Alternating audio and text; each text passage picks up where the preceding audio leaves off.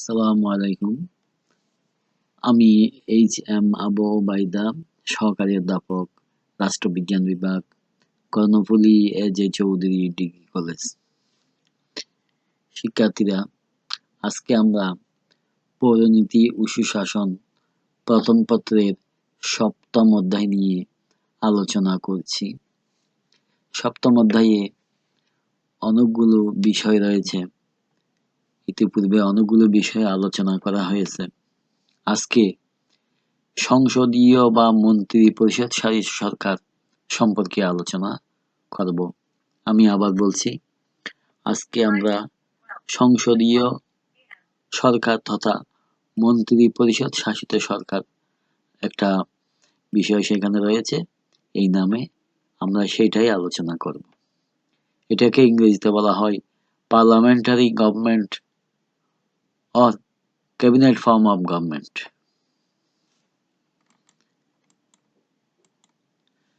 আজকের আলোচনার মাধ্যমে আমরা শিখতে পারবো, জানতে পারবো সংসদীয় সরকার কিংবা মন্ত্রী পরিষদ শাসিত সরকার কাকে বলে এবং সংসদীয় সরকার তথা মন্ত্রী পরিষদ শাসিত সরকারের কি কি বৈশিষ্ট্য রয়েছে সেই সম্পর্কে আমরা বিশদ আলোচনা করব।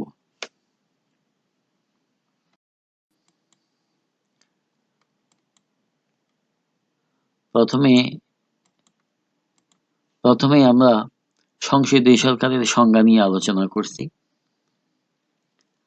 অধ্যাপক গার্নার বলেন, সংসদীয় সরকার বা মন্ত্রী পরিষদ শাসিত সরকার হল এমন এক ধরনের শাসন ব্যবস্থা যেখানে প্রকৃত শাসক বা মন্ত্রী পরিষদ তার কার্যাবলীর জন্য আইনসভার নিকট দায়ী থাকে। আবার বলছি, অধ্যাপক গার্নার বলেন, সংসদীয় বা মন্ত্রী পরিষদ শাসিত সরকার হল এমন এক ধরনের শাসন ব্যবস্থা যেখানে প্রকৃত শাসক বা মন্ত্রী পরিষদ তার কার্যাবলীর জন্য আইনসভার নিকট দায়ী থাকে। হারম্যান ফাইনারের মতে, মন্ত্রী পরিষদ শাসিত সরকার হচ্ছে স্বল্প সংখ্যক ব্যক্তির সমন্বয়ে গঠিত এমন এক সংস্থা যার সদস্যবৃন্দ আইনসভার সংখ্যাগরিষ্ঠ দল বা দলসমূহের মধ্য থেকে নিয়োগ লাভ করেন এবং সচরাচর মন্ত্রী পরিষদের সদস্যগণ আইনসভার আস্থালাভ সাপেক্ষে ক্ষমতাসীন থাকেন এবং ক্ষমতা কার্যকর করেন।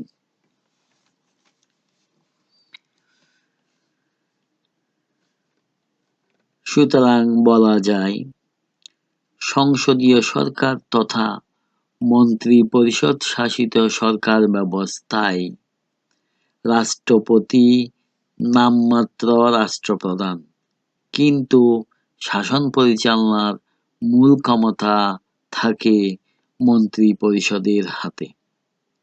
অর্থাৎ সংসদীয় সরকার ব্যবস্থা তথা মন্ত্রী পরিষদ শাসিত সরকার ব্যবস্থায় রাষ্ট্রপতি নামমাত্র রাষ্ট্রপ্রধান, তার হাতে শাসন পরিচালনার প্রকৃত ক্ষমতা থাকে না, কিন্তু শাসন পরিচালনার প্রকৃত ক্ষমতা প্রধানমন্ত্রীর নেতৃত্বে মন্ত্রী পরিষদের হাতে থাকে। অর্থাৎ এক্ষেত্রে রাষ্ট্রপ্রধান হচ্ছে নামমাত্র রাষ্ট্রপ্রধান আর মন্ত্রী পরিষদ হচ্ছে নির্বাহী ক্ষমতার অধিকারী। মন্ত্রী পরিষদ এই ক্ষেত্রে রাষ্ট্রপতির নামে শাসন কার্য পরিচালনা করে। এবার আমরা দেখব মন্ত্রী পরিষদ শাসিত সরকারের মধ্যে কি কি বৈশিষ্ট্য বিদ্যমান।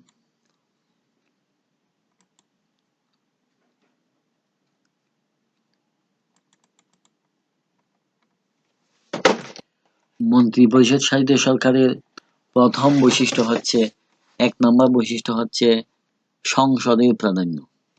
ইতিপূর্বে আমরা সংজ্ঞার মধ্যে আলোচনা করেছি যে মন্ত্রিপরিষদ শাসিত সরকার ব্যবস্থায় মন্ত্রীগণ তাদের কাজের জন্য সংসদের নিকট দায়ী থাকেন। সেই জন্য এই সরকার ব্যবস্থাকে মন্ত্রিপরিষদ শাসিত সরকার ব্যবস্থা কিংবা সংসদীয় শাসন ব্যবস্থাও বলা হয়ে থাকে। সংসদীয় সরকার ব্যবস্থায় সংসদের প্রাধান্য থাকেন, কারণ এক্ষেত্রে মন্ত্রীগণ তাদের কাজের জন্য সবসময় সংসদের নিকট জবাবদিহি করতে বাধ্য। এক্ষেত্রে মন্ত্রীগণ তাদের কাজের জন্য সবসময় সংসদ তথা আইনসভার নিকট জবাবদিহি করতে বাধ্য থাকেন। তাই মন্ত্রীগণকে প্রকারান্তরে মন্ত্রিপরিষদকে আইনসভাই শাসন করে থাকে। এক্ষেত্রে মন্ত্রিসভা সবসময় আইনসভার হাতে বাঁধা থাকে।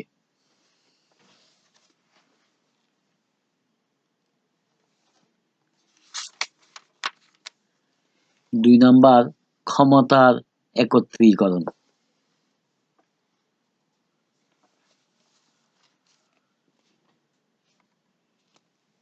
সংসদীয় সরকার তথা মন্ত্রিপরিষদ শাসিত সরকার ব্যবস্থায় শাসন এবং আইন বিভাগীয় ক্ষমতার একত্রীকরণ ঘটে। এক্ষেত্রে শাসন বিভাগ এবং আইন বিভাগ একত্রীকরণের মাধ্যমে একসাথে ক্ষমতার প্রয়োগ করে থাকে। কারণ একদিকে প্রধানমন্ত্রীর নেতৃত্বে মূল ক্ষমতা মন্ত্রিপরিষদের হাতে ন্যস্ত থাকে, আবার এই মন্ত্রিপরিষদ আইনসভার হাতে আইনসভা জবাবদিহি করতে বাধ্য থাকে। কিন্তু আইনসভার সংখ্যাগরিষ্ঠতা যে দল অংশগ্রহণ করে সেই দলই মন্ত্রিসভা গঠন করে। তাই মন্ত্রিসভায় যে সিদ্ধান্ত হয় সেই সিদ্ধান্ত আইনসভায় সহজে বাস্তবায়ন হয়। তাই মন্ত্রিপরিষদ শাসিত সরকারের একটি গুরুত্বপূর্ণ বৈশিষ্ট্য হলো এখানে ক্ষমতার একত্রীকরণ ঘটে মন্ত্রিসভা এবং আইনসভার মধ্যে। ৩ নাম্বার নিয়মতান্ত্রিক রাষ্ট্রপ্রধান। মন্ত্রিপরিষদ শাসিত সরকার ব্যবস্থার অপর একটি বৈশিষ্ট্য হলো নিয়মতান্ত্রিক রাষ্ট্রপ্রধান। এই ধরনের সরকার ব্যবস্থায় রাষ্ট্রপতির হাতে ক্ষমতা থাকে না। রাষ্ট্রপতি নামমাত্র রাষ্ট্রপ্রধান। সরকারের মূল ক্ষমতা ন্যস্ত থাকে প্রধানমন্ত্রীর নেতৃত্বে মন্ত্রিসভার হাতে। তারা অর্থাৎ মন্ত্রিপরিষদ রাষ্ট্রপতির নামে ক্ষমতার চর্চা করে, কিন্তু প্রকৃত ক্ষমতার অধিকারী হলো মন্ত্রিসভা। তাই এখানে রাষ্ট্রপতি নিয়মতান্ত্রিক প্রধান থাকেন। ৪ নাম্বার দায়িত্বশীল শাসন ব্যবস্থা। সংসদীয় শাসন ব্যবস্থাকে তথা মন্ত্রিপরিষদ শাসন ব্যবস্থাকে দায়িত্বশীল শাসন ব্যবস্থা হিসেবে অভিহিত করা হয়, কারণ মন্ত্রিসভার সদস্যগণ তাদের সকল কাজের জন্য আইনসভার নিকট দায়ী থাকেন। তাদের সকল কাজের জন্য জাতীয় সংসদের নিকট দায়ী থাকেন। এক্ষেত্রে শাসন বিভাগ যে কাজই করুক না কেন, যেভাবে রাষ্ট্র পরিচালনা করুক না কেন, তার জবাবদিহিতা আইনসভার নিকট করতে বাধ্য থাকে। তাই সংসদীয় সরকার তথা মন্ত্রিপরিষদ শাসিত সরকারের আরেকটি গুরুত্বপূর্ণ বৈশিষ্ট্য হলো এই সরকার হচ্ছে একটি দায়িত্বশীল সরকার ব্যবস্থা, কারণ সরকার সবসময় আইনসভার নিকট দায়ী থাকেন। ৫ নাম্বার প্রতিনিধিত্বমূলক শাসন ব্যবস্থা। মন্ত্রিপরিষদ শাসিত সরকারের আরেকটি বৈশিষ্ট্য হলো প্রতিনিধিত্বমূলক শাসন ব্যবস্থা। এক্ষেত্রে আমরা দেখতে পাই জনগণ নির্দিষ্ট সময় পর পর ভোট প্রদানের মাধ্যমে আইনসভার সদস্য নির্বাচিত করেন, আর যে দল থেকে বেশি আইনসভার সদস্য নির্বাচিত হয়, অর্থাৎ যেই দল জাতীয় নির্বাচনে সংখ্যাগরিষ্ঠতা অর্জন করে সেই দলের প্রতিনিধিরাই মন্ত্রিসভা গঠন করে সরকার পরিচালনা করে। অর্থাৎ এই ধরনের সরকার ব্যবস্থায় জনগণ ভোট দিয়ে সংসদ সদস্যদের নির্বাচিত করেন, আইনসভার সদস্যদেরকে নির্বাচিত করেন, আর আইনসভার সদস্যদের নেতারা, সেই দলের নেতারা রাষ্ট্র পরিচালনা করেন, সরকার পরিচালনা করেন। তাই জনগণ যাদেরকে প্রতিনিধি নির্বাচিত করেন, সেই প্রতিনিধিরাই এখানে শাসন ব্যবস্থা পরিচালনা করেন এবং তারা সবসময় আইনসভার নিকট দায়ী থাকেন। এজন্য সংসদীয় সরকার ব্যবস্থাকে তথা মন্ত্রী পরিষদ শাসিত সরকার ব্যবস্থাকে প্রতিনিধিত্বমূলক শাসন হিসেবে অভিহিত করা হয়। ৬ নাম্বার, মন্ত্রীগণ আইনসভার সদস্য। সাধারণত সংসদীয় সরকার ব্যবস্থায় মন্ত্রীগণ আইনসভার সদস্য হয়ে থাকেন, কিন্তু কোনো কোনো দেশে এভাবে আইন তৈরি করা হয়েছে যে, সংবিধান তৈরি করা হয়েছে যে, মন্ত্রীদের ১/৫ কিংবা ১/১০ আইনসভার সদস্য না হয়েও মন্ত্রী হিসেবে শপথ নিতে পারবেন। তবে সাধারণত মন্ত্রীগণ আইনসভার সদস্য হয়ে থাকেন, কারণ সংসদীয় সরকার ব্যবস্থায় যারা মন্ত্রী হিসেবে দায়িত্ব পালন করবেন তাদেরকে আইনসভায় জবাবদিহি করতে হয়।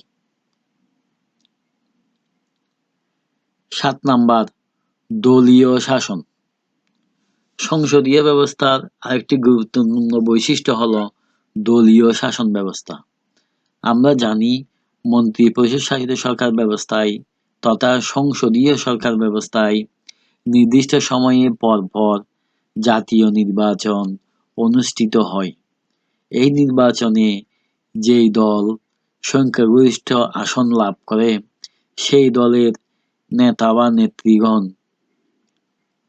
সরকার গঠন করে থাকে। তাই সংসদীয় সরকার ব্যবস্থায় পরিচালিত সরকার ব্যবস্থাকে দলীয় শাসন হিসেবে অভিহিত করা হয়, কারণ এখানে যে দল থেকে জাতীয় সংসদে বেশি সংসদ সদস্য নির্বাচিত হবে সেই দলই রাষ্ট্রপতির আহ্বানে সরকার গঠন করে এবং সেই দলই প্রকারান্তরে দেশ পরিচালনা করে। তাই মন্ত্রী পরিষদ শাসিত সরকার ব্যবস্থার আরেকটি গুরুত্বপূর্ণ বৈশিষ্ট্য হল দলীয় শাসন ব্যবস্থার প্রাধান্য। ৮ নাম্বার, নমনীয়তা। সংসদীয় সরকার ব্যবস্থার তথা মন্ত্রী পরিষদ শাসিত সরকার ব্যবস্থার আরেকটি গুরুত্বপূর্ণ বৈশিষ্ট্য হল নমনীয়তা, কারণ এখানে স্বৈরাচারিতা হওয়ার সুযোগ খুবই কম। কেননা মন্ত্রী পরিষদ শাসিত সরকার ব্যবস্থায় মন্ত্রীগণ তাদের সকল কাজের জন্য সব সময় সংসদে তথা আইনসভায় জবাবদিহি করতে বাধ্য, এবং যেহেতু মন্ত্রী পরিষদ শাসিত সরকার ব্যবস্থায় প্রধানমন্ত্রীর নেতৃত্বে মন্ত্রীগণ সকলে মিলেমিশে সরকার পরিচালনা করে থাকেন, সেই জন্য সাধারণত এ ধরনের সরকার ব্যবস্থায় স্বৈরাচারী হওয়ার সুযোগ কম থাকে। যেহেতু শাসন পরিচালনার ক্ষেত্রে মন্ত্রিসভায় গুরুত্বপূর্ণ সিদ্ধান্ত গ্রহণ করে থাকেন এবং সংসদের মাধ্যমে তা বাস্তবায়ন করে থাকেন, সেই জন্য এখানে একনায়কতান্ত্রিক ব্যবস্থা বা স্বৈরতান্ত্রিক ব্যবস্থা খুবই সুযোগ থাকে না এটা করার, এবং এই জন্য সংসদীয় সরকার ব্যবস্থাকে একটা নমনীয় সরকার হিসেবে অভিহিত করা হয়। প্রিয় শিক্ষার্থীরা, আমরা এতক্ষণ সংসদীয় সরকার ব্যবস্থা তথা মন্ত্রী পরিষদ শাসিত সরকার ব্যবস্থার বৈশিষ্ট্য নিয়ে আলোচনা করলাম। ইতিপূর্বে আমরা মন্ত্রী পরিষদ শাসিত সরকার কাকে বলে সেই সম্পর্কে আলোচনা করলাম। এগুলোর ভিত্তিতে